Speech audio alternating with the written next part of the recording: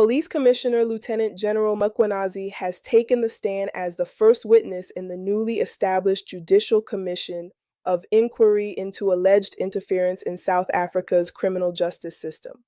All eyes are now on this high-stakes inquiry, with implications that could ripple across the country's security and governance structures. Okay, looking at that letter, I see it covers three major issues. The first, and they're numbered. First relates to the filling of posts in the intelligence division. Is that an aspect that is relevant to your operations, both as a political killings task team or as the provincial commissioner? Would that fall within your remit? Item 1. The filling of vacancies of crime intelligence. Yes. It is a responsibility of the divisional commissioner, who is Lieutenant General Khumalo, together with the National Commission. However, the crime intelligence in each province ought to have the leader, yes, which provides services to the province. So therefore, in that, it will affect me as a provincial commissioner. Now, based on this letter, were you directly impacted by the instruction to suspend the filling of posts within the intelligence division in KZN specifically? Were you directly impacted? By you, I mean the province and you. Yes, commissioners, the impact of this is severe. We already have been trying to put some reforms within crime intelligence in order to respond to the growing crime levels that we're experiencing in the country. You'll recall, Commissioner, in 2021, July unrest, and subsequent to that, the Human Rights Commission that was that conducted hearing. The level of intelligence or the poor performance of intelligence was highlighted during the Human Rights Commission, and the recommendation was that we need to improve in this regard. So therefore, for us not to fill up vacancies that are critical within the space was going to have an impact in our efforts to fight crime and maintaining public order in the province of KwaZulu-Natal. The next item is under 2, it's headed ports of entry. My reading of that part of the letter is that the minister was calling for a report in regard to border management. Do you read it the same? That is correct. Okay. So, and the third then is headed political killings task team. And perhaps it's only appropriate that you read what the minister's directive as reflected therein into the record, and that would part answer, I believe, the question posed by the chair.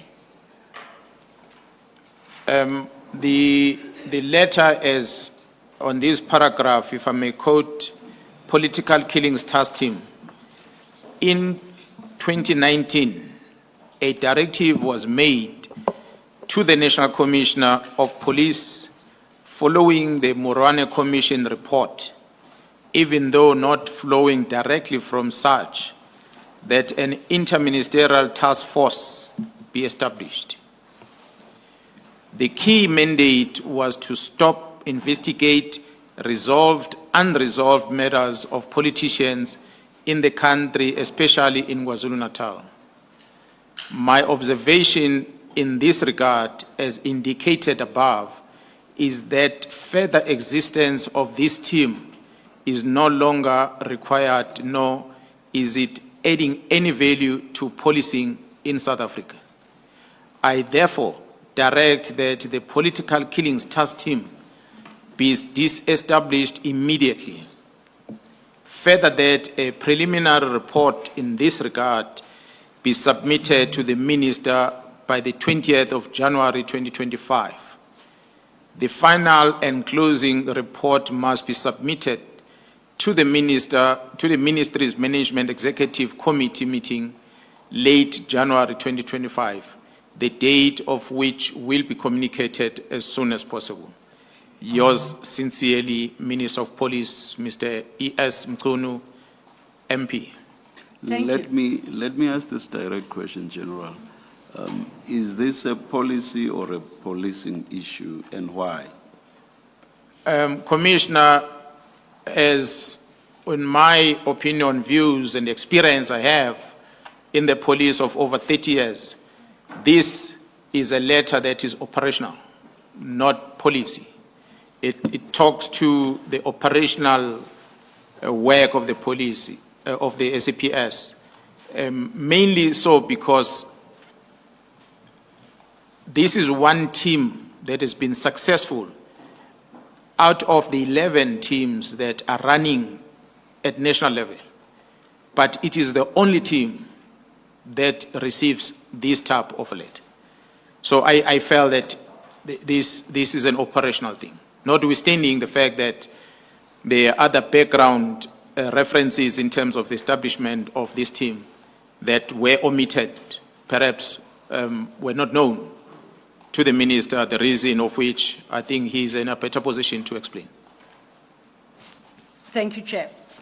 I know further on in your statement you deal with these issues, but I would like to invite you to give a preliminary response to the statement made by the minister in the letter. And I quote, "My observation in this regard, as indicated above, is that further existence of this team is no longer required, nor is it adding any value to policing in South Africa." Do you have any comment to that statement?